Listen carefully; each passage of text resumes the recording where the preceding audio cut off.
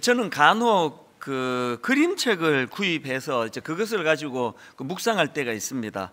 이 그림책이 좋은 게요, 이게 굉장히 짧은 문장을 가지고, 그래서 이제 한 페이지 전체에 뭐 몇 글자 되지 않습니다.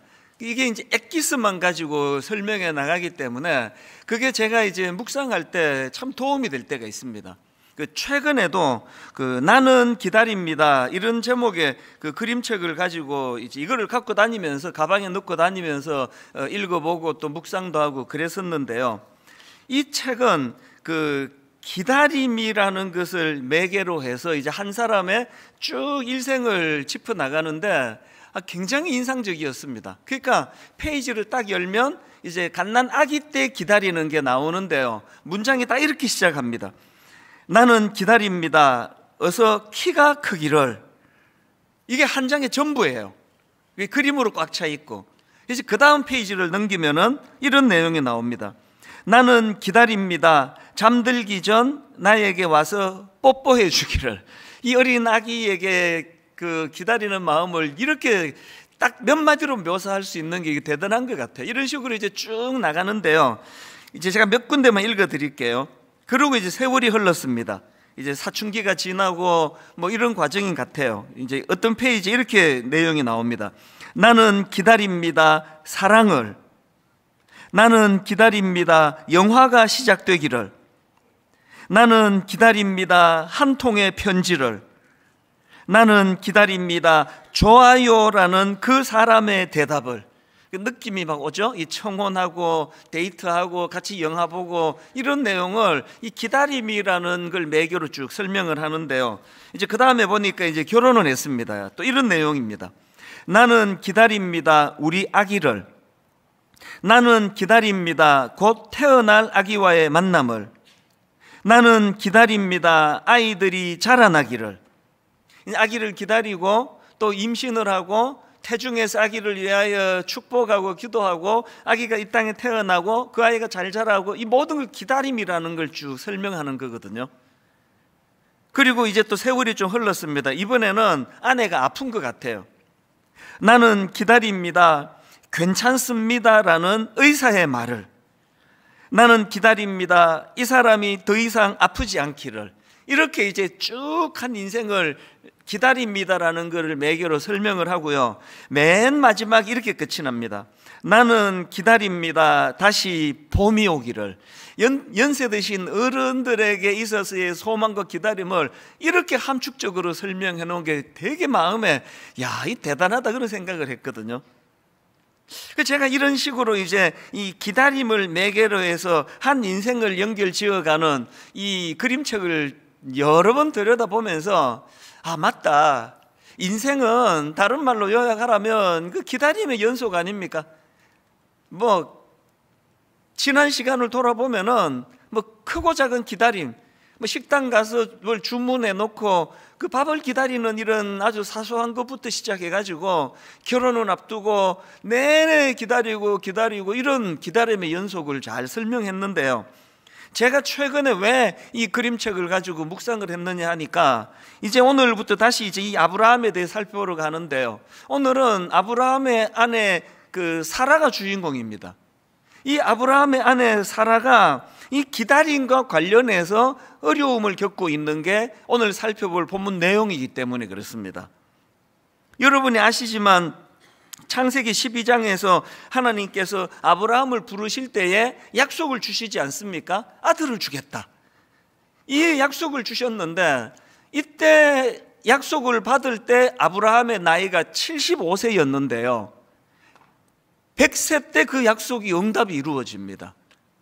25년의 긴 세월 동안 너무나 어떨 때는 고통스럽고 어떨 때는 기대감에 벅차고, 그러면서 아브라함과 그 아내 사라 부부의 인생은 이 기다림의 연속이었다, 이렇게 말씀을 드려도 과언이 아닌데요, 지금 오늘 그 본문은 하나님께서 아들을 주시겠다고 약속하신 지 24년째 되는 때, 이걸 배경으로 하고 있습니다. 지칠만 하지 않습니까? 여러분 혹시 이런 말 들어보셨습니까? 동트기 전 새벽이 가장 어둡다. 이제 하나님의 계획으로는 이제 1년 뒤에 응답이 일어난다는 거 알고 계시지만 응답을 받는 한 1초 전까지만 해도 알 수가 없는 입장에서는 너무너무 지치는 겁니다. 너무 힘들고요. 지금 아브라함과 사라가 바로 이런 상태인데요. 제가 이 본문을 쭉 보니까 이렇게 기다림이 너무 계속될 때 찾아오는 가슴 아픈 증상들이 좀 있는데요. 사라는 이 하나님의 약속하심을 온전히 신뢰하지 못하는 것 때문에 이 기다림에 실패한 사람입니다. 그랬더니 자존감이 낮아지는 거예요. 이게 다 뭐냐고 이게 오늘 본문에서 곳곳에서 묻어나는 느낌인데, 자, 오늘 창세기 18장 10절을 보시겠습니까? 이 10절에 보면은 하나님께서 그 기다림이 지쳐있는 사라를 찾아가 주세요. 그리고 그를 만나 주시는데요, 그 내용을 담은 10절입니다. 그가 이르시되 내년 이맘때 내가 반드시 내게로 돌아오리니 내 아내 사라에게 아들이 있으리라 하시니 사라가 그 뒤 장막문에서 들었더라. 지금 하나님이 사라에게 나타나셨는데 사라는 지금 하나님 앞에 나서지도 못하는 상황입니다. 또 그런가 하면은 이제 12절에도 보면은요, 하나님께서 아들 주시겠다는 약속을 다시 한번 그렇게 확인해 주시는데 사라가 그 하나님의 약속의 말씀을 어떻게 반응하는가 보니까 12절입니다. 사라가 속으로 웃고 이르되 내가 노쇠하였고 내 주인도 늙었으니 내게 무슨 즐거움이 있으리요. 이 자기 자신에 대한 낮은 자존감이 막 느껴지잖아요. 난 이제 무슨 소망이 있겠냐고, 무슨 즐거움이 있냐고, 남편이나 나나 이제 세상 다 살았는데, 이런 가슴 아픈 그런 마음을 사라가 표현하고 있습니다. 그리고 여기 나오는 맨 앞에 나오는 사라가 속으로 웃고 이르되 할 때 이 웃고는요, 이게 차하크예요. 이 차하크라는 단어는 긍정적인 뜻도 갖고 있고 부정적인 뜻도 갖고 있는데, 이 차하크가 긍정적인 뜻으로 쓰여지면 기쁨 이런 뜻이고요, 이게 부정적으로 쓰여진다면 이게 조소, 비웃음 이런 뜻으로 지금 쓰고 있습니다. 당연히 이 12절에서 지금 말씀 앞에 사라가 속으로 웃고 있는 거, 이건 비웃음이에요. 지금 누가 진지하게 말하는데 이거를 접수를 잘 안 해준다는 생각을 해보세요. 이 비웃음, 이런 거. 오늘 너무 묘사를 잘한 것 같아요. 이야기하고 있는데 지금 뒤에서 이런 상태, 이게 지금 12절의 이 사라의 마음의 상태입니다. 이 차하크라는 단어가 부정적으로 쓰인 곳이 한 군데 더 있습니다. 그게 창세기 19장 14절인데요 롯이 나가서 그 딸들과 결혼할 사위들에게 말하여 이르기를 여호와께서 이 성을 멸하실 터이니 너희는 일어나 이곳에서 떠나라 하되 그의 사위들은 농담으로 여겼더라. 이 농담, 이 차하크예요. 그 뉘앙스가 비슷한 거 아닙니까? 지금 장인은 이 성이 곧 멸망할 테니까 빨리 도망가야 된다, 진지하게 그렇게 지금 권면하고 있는데 사위들이 그 말을 농담으로 들어버리는 거예요. 차하크. 이게 지금 오늘 본문에 나오는 하나님 말씀 앞에 반응하는 사라의 마음 상태예요. 아니, 그럼 사라는 왜 하나님께서 주시는 이 약속의 말씀에 대해 이렇게 부정적으로 그것을 반응하는가? 왜 비웃어버리느냐? 대답 간단합니다. 지금 하나님이 너무 오래 기다리게 하셨고요, 그리고 또 이 아브라함과 사라 부부 입장에서 자기들이 아이를 갖기 위하여 할 수 있는 모든 노력은 다 한 상태예요. 여러분 그거 아시죠? 그 대리모 사건이라고요. 이제 이 사라가 기다리다 안 되니까 무슨 꼼수를 씁니까? 자기 여종 하갈을 남편에 줘서 그렇게라도 아들을 얻겠다라고 할 정도로 그렇게 사라가 자기 나름대로는 좋지 않은 방식까지 동원해서 아이를 얻기 원했습니다. 그래서 아브라함이 이제 이 아들이 이게 하나님이 약속하신 그 아들인가 보다 그렇게 믿고 그 아이를 잘 키우고 있는데, 하나님께서 수년이 있다가 하나님께서 나타나셔가지고는 그 아들은 약속의 아들 아니다, 그 잘못된 방법이다 이래버리니까 이 얼마나 지치겠냐고요. 이런 식으로 아브라함과 사라가 자기들이 할 수 있는 모든 방법은 다 동원했지만 그게 오히려 덧나가지고 자기 종에게서, 그 하갈이라는 여종에게서 업신여김을 당하는, 수모도 당하고 이러다 보니까 이제 그 기다림을 실패하면 그 사람에게 자존감이 낮아지는 증상이 나타나더라. 제가 본문을 보면서 느낀 느낌이거든요. 오늘 본문에 보면은 아까도 봤지만 사라는 지금 자존감이 굉장히 낮아져 있습니다. 하나님의 어떤 약속의 말씀도 이게 희망으로 들려지지가 않는 거예요. 내게 무슨 즐거움이 있다고. 이게 참 마음 아픈 거 아닙니까?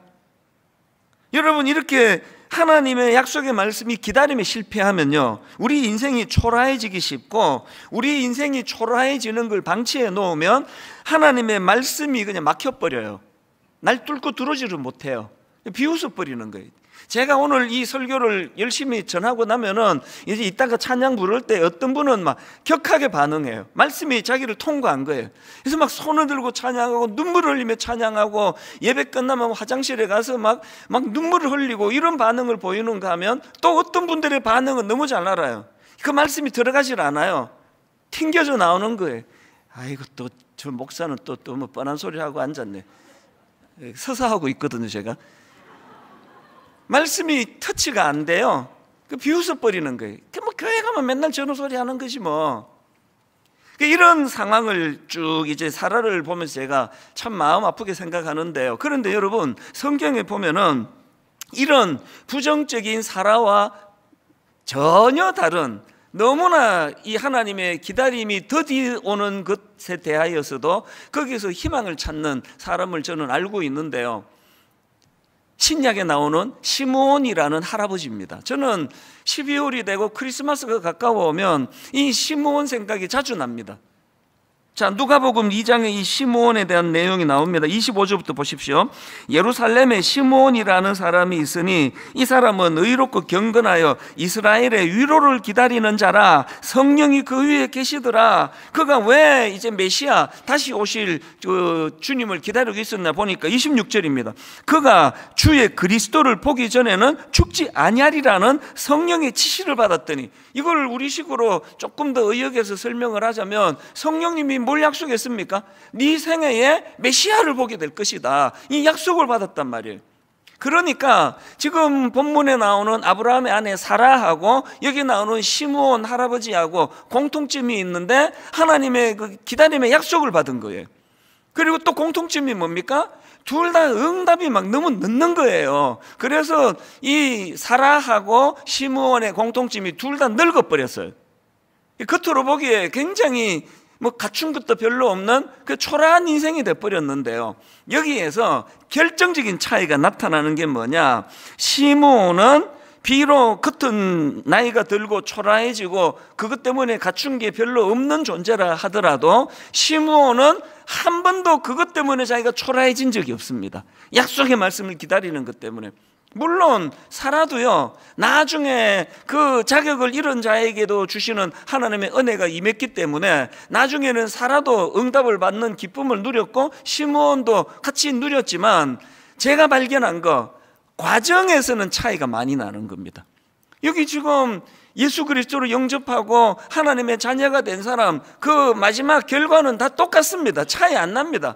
믿음 더 좋은 거, 믿음 좀 약한 거 차이 없습니다. 주님은 다 우리를 구원해 주시거든요. 그런데 똑같이 예수를 믿어도 과정에서 삶의 차이는 너무 많이 차이가 나더라는 거예요. 여러분, 저와 여러분 모두가 다 이런 하나님의 약속을 기다리는 사람들 아닙니까? 그러면 우리 앞에 두 갈래 길이 있는 거거든요. 하나는 사라가 걸어갔던 길이에요. 그 더디 오는 응답 때문에 늘 우울하고 자기 자신의 자존감이 낮고 나는 응답을 못 받았다, 그런데 나한테 즐거운 게 하나도 없다, 그렇게 우울한 길이 있고요. 시므온처럼 응답이 안 되는 그게 오히려 이분의 비전이에요. 하나님의 기다리라고 하신 약속은 반드시 응답이 된다. 그래서 연세가 드신 어른들, 나는 나이가 좀 많이 들었지만 내 생애에 가장 좋은 건 아직 안 왔다, 이 얼마나 놀라운 희망입니까? 저는 분당 우리 교회가 젊은 청년이 많이 모이는 교회라는 거 되게 감사합니다. 그리고 청년들이 꿈을 갖고 달려가는 그런 많은 청년들을 보면서 얼마나 제가 하나님께 감사합니다. 그러나 저는 또한 이제 이 가정을 위하여, 교회를 위하여 이런저런 맡겨진 일 때문에 충성을 다하시고 연세가 드신 우리 어른들이 이 교회에 저는 많기를 바랍니다.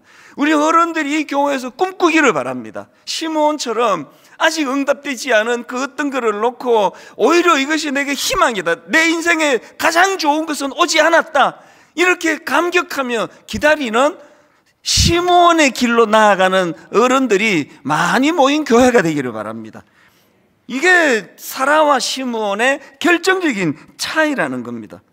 그래서 저는요, 오늘도 하나님 앞에서 기다리다가 사라와 같이 지치신 분, 응답이 너무 늦어지는 바람에 마음이 낙심이 되고 내가 초라해지고, 그래서 이 초라한 걸 또 방치했더니 말씀이 더 이상 나를 통과하지 못하는 이런 아픈 상황에 놓여 있는 분들이 계시다면 여러분, 그 방치하시면 안 됩니다. 그거 반드시 뚫어내야 돼요. 그래서 제가 오늘 이렇게 기다림에 지쳐 초라해질 때 우리가 해야 되는 두 가지를 여러분들에게 좀 전하고 싶은데요. 여러분, 기다리다 지쳐 초라할 때는 이때가 어떤 때라고 인정해야 되는가 하니까 지금이야말로 약속의 말씀을 상기해야 될 때예요.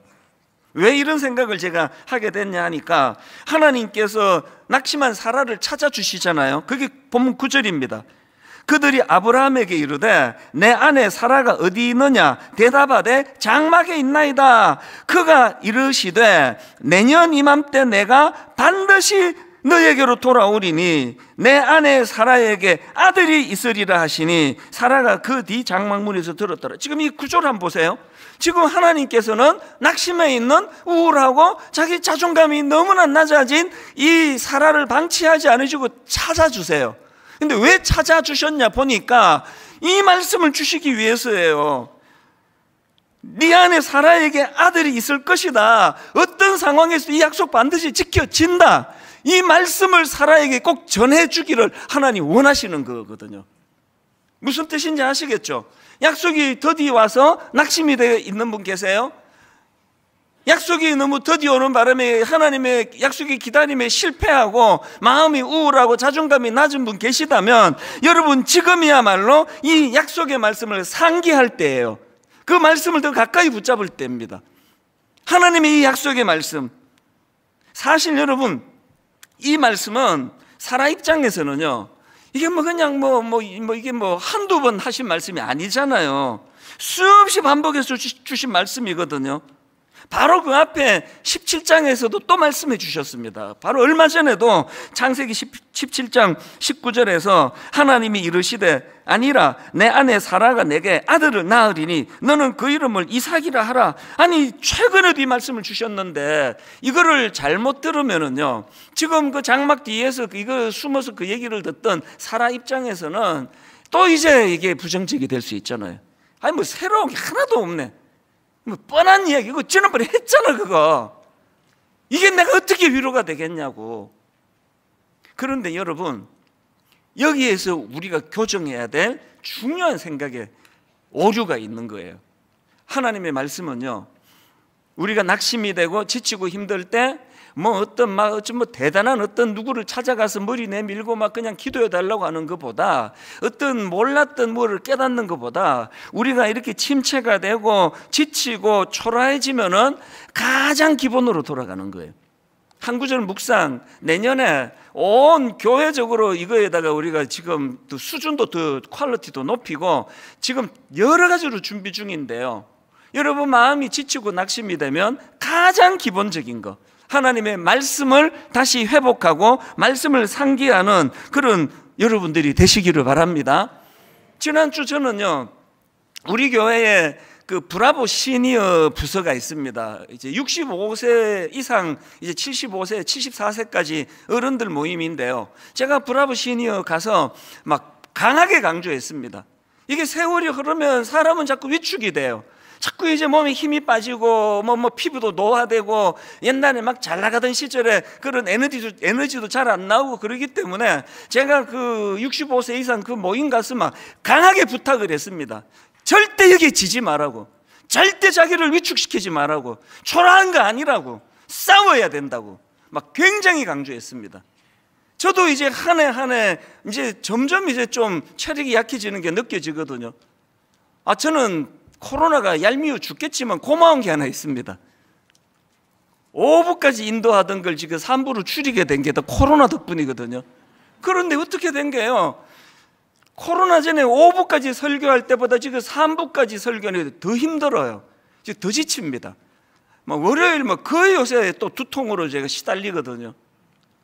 그게 위축이 되는 거예요. 이렇게 자꾸 힘이 빠져나가서 어떡하나? 이게 이제 내가 이 늙음의 문턱에 있는 건가? 이런 위축된 마음이 있기 때문에 오히려 저는 싸우거든요. 여러분 사도 바울을 보십시오. 고린도후서 4장 8절부터 우리가 사방으로 우겨쌈을 당하여도 쌓이지 아니하며 답답한 일을 당하여도 낙심하지 아니하며 박해를 받아도 버림받지 아니하며 거꾸로 뜨림을 당하여도 망하지 아니하고 방치 안 하겠다는 거예요. 위축되지 않겠다는 거예요. 요즘으로 치면 그냥 그 안티들이 바울을 잡아 죽이려고 달려드는 이런 상황이지만 거기에 내가 결단코 굴복하지 않겠다. 다시 말씀드립니다. 무엇에 위축돼 계세요? 약속이 잘 응답이 안 되십니까? 여러분 꿈꾸고 있는 일들이 잘 안 풀려지세요? 거기에 넘어가면 안 됩니다. 싸워야 돼요. 끝까지 싸우셔야 됩니다. 그래서 저는요, 이 사라와 같이 삶의 위기가 오고 또 우울하고 어두워지면 저는 누가복음 5장 5절을 좀 상기하셨으면 좋겠습니다. 누가복음 5장 5절에 베드로의 이 너무나 무기력한 상황을 지금 이렇게 묘사합니다. 시몬이 대답하여 이르되 선생님, 우리들이 밤이 새도록 수고하였으되 잡은 것이 없지만은, 지금 이 상황이 여러분들이 자주 겪는 상황 아닙니까? 이거 어떤 분 이렇게 빗대서 설명할 수 있잖아요. 막 있는 돈 없는 돈 다 끌어모아 가지고 지금 치킨 가게를 하나 여셨어요. 근데 손님 한 사람 오지 않는 상황 아닙니까? 지금 이게 너무나 낙심된 상황이에요. 그런데 이 낙심된 상황에서 우리가 예수 믿는다는 것의 의미가 뭔지 아십니까? 여러분 누가복음 5장 5절 끝까지 한번 읽어드릴게요. 한번 들어보세요.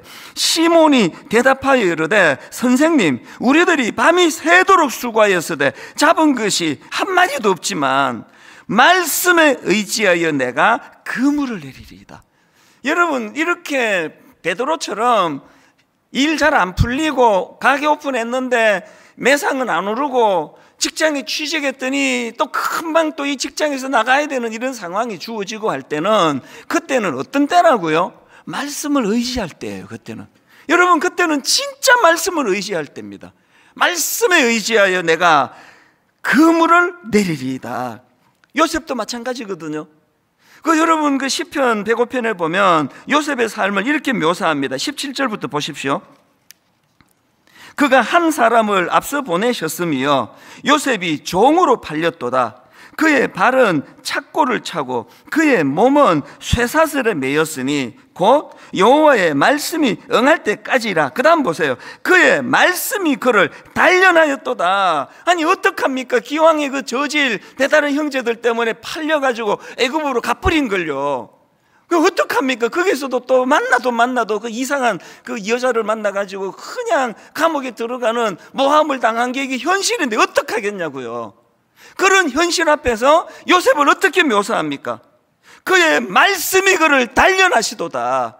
이 위기 가운데 감옥에 들어가 있는 그 상황에서도 말씀이 계속 그에게 공급되고 그 말씀이 이루어졌기 때문에 그 모든 요셉의 불행이 재료가 돼가지고 가장 놀라운 성공을 이루어낸 거 아닙니까? 이거 중요한 표현 아닙니까?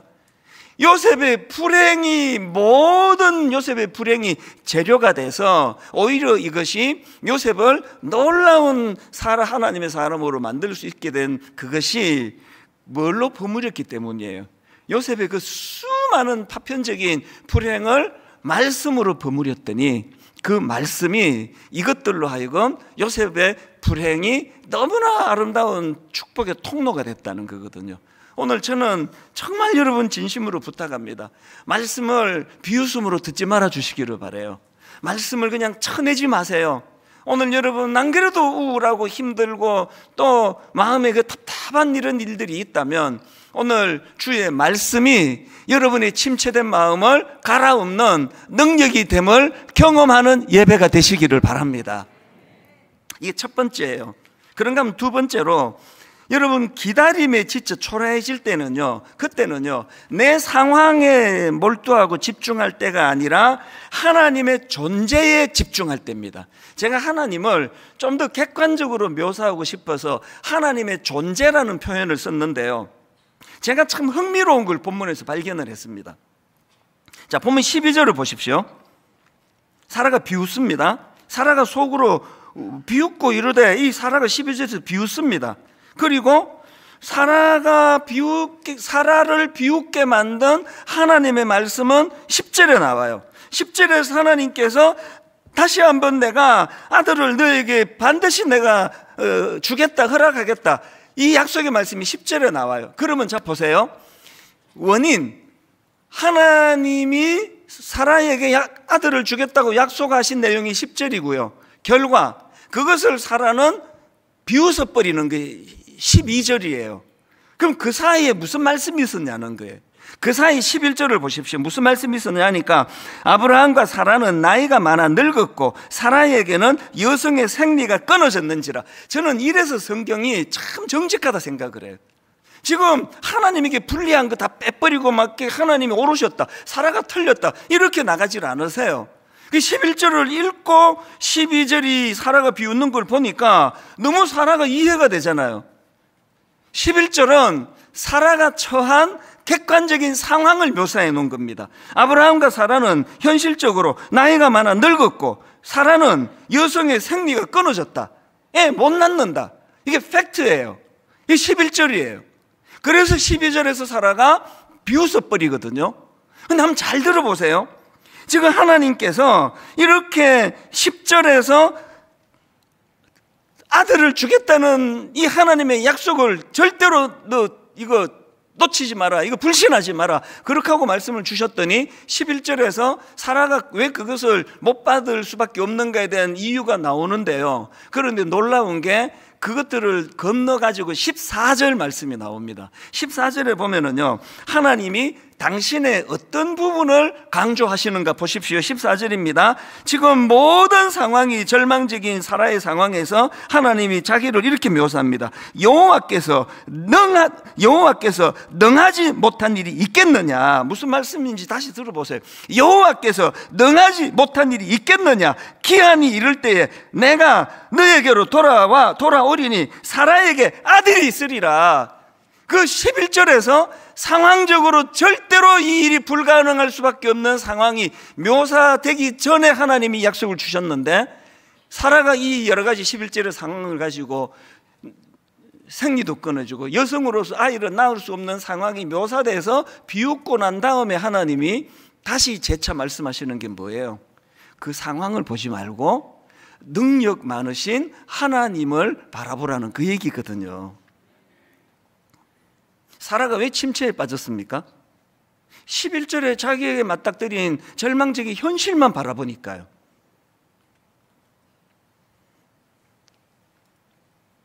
최근에 제가 아주 재밌는 기사를 하나 봤는데요, 이 뇌과학 이야기예요. 기사도 보고 또 동영상으로도 보면서 굉장히 흥미롭게 본 게 있는데, 여러분 혹시 이런 말 들어보셨습니까? 천장이 높아지면 창의력도 높아진다. 이런 말 들어보셨습니까? 천장이 높아지면 창의력도 높아진다. 그래서 아이들 창의력을 높이려면 집 천장을 더 높여라. 우리나라는 거의 다 지금 아파트 아닙니까? 우리나라 아파트는요, 이 높이가 거의 대부분 2.3m예요. 거의 규격입니다. 2.3m인데요. 이 과학자들이 이제 실험을 했더니 이 천장의 높이가 30cm씩 높아질 때마다 창의력도 두 배씩 높아진다는 그런 연구예요. 연구한 학자들의 이 전문가들 이야기 한번 들어보십시오. 사람들은 공간이 어떤 형태를 지니고 있는가에 따라 생각과 행동에 영향을 많이 받습니다.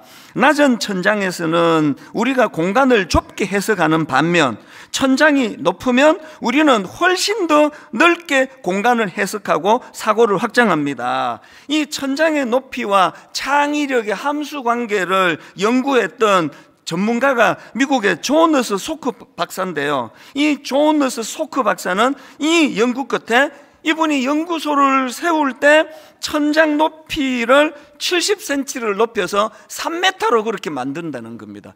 이분이 시시한 분이 아니에요. 이 소크 연구소에서 지금까지 노벨상 수상자 5명이나 배출이 됐대요. 이분이 지금 그걸 연구하고 있는 거거든요. 그리고 미국의 미네소타 대학교의 조안 마이어스 레비 교수 팀에서도 천장의 높이가 인지사고 능력에 영향을 끼칠 수 있다, 이거를 연구하고 증명해낸 팀이에요. 그래서 우리나라에서도 지금 전문가들이 지금 실험으로 이거를 증명하고 있다, 이런 내용을 다루고 있는 기사였는데요, 제가 이거를 보고 확 떠오른 하나님 말씀이 하나 있었습니다.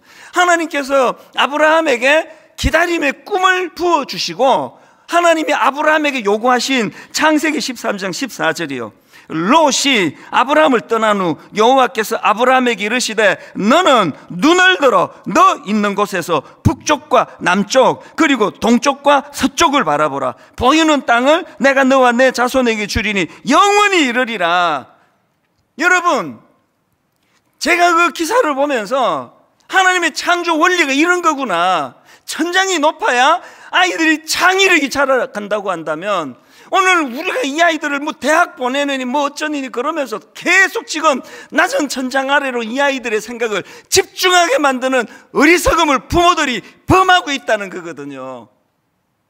당장에 이 아이가 무슨 대학을 가느냐보다 더 중요한 건 넓은 천장에서 좁은 폭으로 바라보지 아니하고 폭넓은 시선을 가지고 큰 시야를 가지고 창의력을 가지고 살아가는, 이게 여러분 아시죠? 미국에서 그냥 유명하다 성공했다면은 다 창업을 다 차고에서 했더라고요. 차고에서 그 대부분이 다 차고에서, 스티브 잡스를 포함해 가지고. 그리고 이런 사람들의 꽤 많은 분들이 대학 중퇴예요. 하버드 다니다가 안 가. 왜? 뭘 발견했습니까? 이런 걸로 자기 인생이 결정되는 게 아니라, 상징적으로 말씀드리면 창문 높이로 창의력이 결정이 된다는 거예요. 예수 믿는 게 뭔지 아십니까? 몸은 2.3m에 그렇게 아파트에 살 수밖에 없지만 영은, 기도가 왜 중요합니까? 새벽에 제가 묵상을 왜 3시간 4시간씩 합니까? 그 시간은요, 창문 높이와 상관없이 살아계신 하나님의 위대한 높이까지 올라가는 시간이 저의 새벽인 줄 믿으시기를 바랍니다. 여러분, 우리가요 자꾸 거기에 지금 사라가 12절에 갇혀있는 11절에 갇혀있는, 나는 경수도 끊어졌다, 나 애 못 낳는다, 나한테 뭔 즐거운 일이 있겠냐고. 하나님의 어떤 말씀이 선포돼도 말씀이 다 튕겨져 나와요. 이 말씀 듣고 어떤 사람은 평생의 꿈을 가지고 달려가는 그 시간에, 지금 이 시간에 어떤 분은요, 아이씨 오늘의 설교 왜 이렇게 길지? 저 사람 왜 이렇게 흥분하는 거야? 말씀이 튕겨져 나오는 분이 계세요. 그런 사람들에게 오늘 사라에게 주신 24절 말씀이 똑같이 전달되면 좋겠습니다. 여호와께 능하지 못한 일이 있겠느냐? 11절에 갇혀있는 사람들, 아브라함과 사라는 나이가 많아 늙었고 사라에게는 여성의 생리가 끊어졌는지라. 그래서 하나님이 14절에서 그걸 누가 모르냐, 그걸 네가 그 정도로 지금 나이가 들고 생리가 끊어지고 애를 낳을 수 없다는 걸 내가 그것도 모르고 얘기하겠냐고. 너의 그 모든 상황을 내가 다 알고 있다고. 다. 왜 11절에서 도대체 갇혀가지고 넌 어떻게 인생의 진도가 안 나가느냐고. 그게 14절이에요. 여호와께 능하지 못한 일이 있겠느냐? 1만 성도 파송 운동을 선언하고 지난 10년은요 바로 나 자신의 한계, 절대로 1만 성도는 불가능하다고 말하는 수많은 사람들의 11절하고 새벽에 하나님 앞에 꿈만 꾸면은 여호와께 능하지 못한 일이 있겠느냐. 그 사람의 말 듣고 자꾸 영향 받을래는 정말 이 사이에서 왔다 갔다 한 거예요. 그 저의 지난 10년은요 뭐 그냥 냉탕과 온탕을 뭐 왔다 갔다 한 건데요, 오늘 여러분 이 결과를 말씀드릴 수 있게 돼서 저는 너무 감사합니다. 4월 달에 29교회가 파송이 됐고요, 너무나 감사하게도 6개월 만에 29교회 모든 교회가 다 자립하게 된 거 보고를 드립니다. 제가 믿음이 없어가지고 그 담임 목사가 자꾸 여기서 얼쩡거리면 이게 또 파송받아 가는데 결심에 지장이 될까봐 하나님께 또 어설픈 약속을 드렸잖아요. 내가 1년 동안 없어져 드리겠다고 강제항신년을 갖고, 그리고 또 분당 우리 교회가 출석 5,000명 이하로 줄지 않으면 내가 책임지고 사임하겠다고, 이런 사실은 절박하면서 나온 약속이었는데요, 놀랍게도 제가 안식년을 안 갔잖아요. 지금 갈 수 없어요. 분당 우리 교회 수습해야 돼요. 내년에도 제가 안식년 못합니다. 저는 해야 되는 상황인데 지금 좀 지쳐있기 때문에 그래서 안식년 내년에도 못 가져요. 그런데 놀랍게도 29교회가 다 자립을 했습니다. 그리고 오늘 보고 드리는데요, 하나님 앞에서 지난 9월 중순부터 지난주 11월 마지막 주까지 이제 출석 조사를 했거든요. 5,000명 이하로 줄지 않으면 제가 사임해야 되는 굉장히 저로서는 참 중요한 시간을 보냈는데, 감사하게도요 지난 11주 동안 출석률 조사를 했더니 평균 출석이 3,975명이에요. 그래서 하나님이 네가 여기서 더 섬기고 일해야 되겠다, 그 명을 지난주 받은 거예요. 지난주 한 주간 얼마나 마음에 비장함이 생겼는지 아십니까? 이제 여러분 저하고요 제 남은 기간 동안에 이제 창세기 18장 11절에서 벗어나셔야 돼요. 맨날 우리 약점만 들추어내고 애를 낳을 수 없는 뭐 이유나 들추어내고 그 11절에서 나오셔서 14절로 옮겨가셔야 됩니다. 14절로 가셔야 돼요. 14절, 여호와께서 능하지 못한 일이 있겠느냐? 한 가지 말씀만 드리고 결론을 맺으려고 하는데요, 이제 창세기 21장에 보면은 결국은 하나님의 말씀대로 사라가 아들을 낳습니다. 그 이름을 이삭이라고 짓는데 이름 뜻이 웃음이에요. 그리고는 창세기 21장 6절, 사라가 이르되 하나님이 나를 웃게 하시니 듣는 자가 다 나와 함께 웃으리로다. 놀랍게도 차하크를 2번이나 반복하는데 다 눈치채셨겠지만 여기에서 차하크는 비웃음이 아니에요. 여기서 차하크는 하나님이 주시는 말씀 앞에, 그 은혜 앞에 가슴 벅찬 감격으로 드리는 차하크예요. 결론을 이렇게 맺습니다. 오늘 설교 제목을 이렇게 잡았는데요, 기어이 비웃는 사라를 웃게 만드시는 하나님이에요. 우울하고 자기는 초라하고 누구든지 자기에게 호의를 갖는 사람들에게는 비웃음으로 대할 수밖에 없는 사라를 기어이 웃게 만드시는 하나님. 이제 저하고 함께 여기 그 21장 6절 읽고 마칠게요. 사라가 이르되 하나님이 나를 웃게 하시니 듣는 자가 다 뭐라고요? 나와 함께 웃으리로다. 공동체로 주셨어요. 분당 우리 교회가 이제 2기에 창세기 21장 6절 먼저 나를 웃게 하시고 또 듣는 자가 나와 함께 다 웃는 하나님의 차크 공동체가 이루어지기를 주님 이름으로 축복합니다. 모든 여러분의 가정 안에서 이런 역사가 일어날 줄로 믿습니다.